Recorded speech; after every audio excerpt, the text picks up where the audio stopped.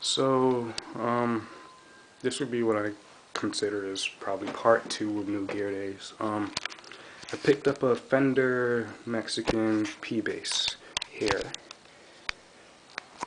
Now, I got it on Craigslist from a guy who's moving out of town or the country, I forget which, but he was selling it cheap because obviously, well, the case is in pretty bad condition. It's really messed up, but it got the guitar home safe, so that's all that really mattered to me.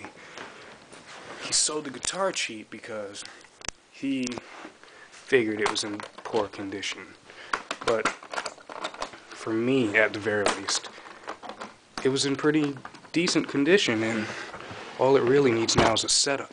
So here it is, a black Fender Mexican Precision Bass. Looks really nice to me. He did a few modifications to it over time, obviously, for those of you who know how these come stock. Get closer. He swapped out the original white pickguard for a black 3-ply. I have to fill in some of the screws.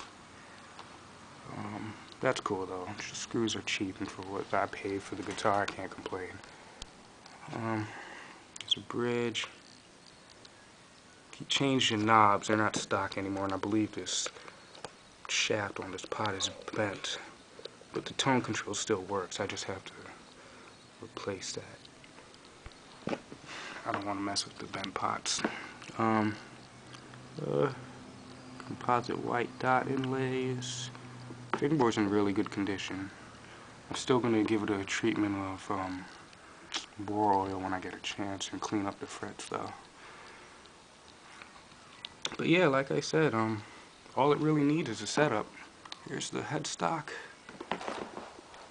He added a string retainer, which I'm probably going to take off and see if there just wasn't enough headstock angle on that string. And if there really isn't, I'll put it back on. But for now, I'll take that off when I get the chance.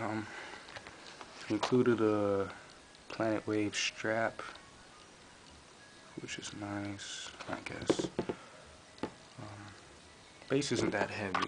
This one, at least, isn't that heavy, so probably won't be needing to use my Levi straps with this. And he also had a little Ibanez tuner. Probably gonna give that away. So let's flip the bass over. There you go. Pretty clean back. Like, there's some obvious little like nicks and things about the guitar. Let me zoom out a little. Get into focus. There's a nick there. There's one here. I mean, honestly, it's not in as bad condition as he made it out to be, which I'm surprised with, and I'm really happy with for what I paid. So the dirt smudge, I'll buff that out when I get a chance. Tuners work well. Chances are I'm going to swap them though for something with a higher gear ratio. Here's another chip, which I think is why he really claimed the guitar wasn't in great condition. I mean, it's just battle scars, you know? Chances are I would have done it if he didn't. But yeah, it sounds good. Played it through an amp so far. It sounds okay. Plays nice. Action needs to be raised just a tad. I'm just gonna go over the guitar this weekend when I get a chance and give it a proper setup. Show it some love. It's my first bass, so I want to do it right. I bought this to modify it heavily, so once I get the time and money set aside, I'll be doing probably a refinish video and some videos on probably some fretwork, but it doesn't really need it, and just some hardware modifications. But yeah, it's pretty good. I'm happy. It's my first bass. And that's it for New Gear Days. Laters.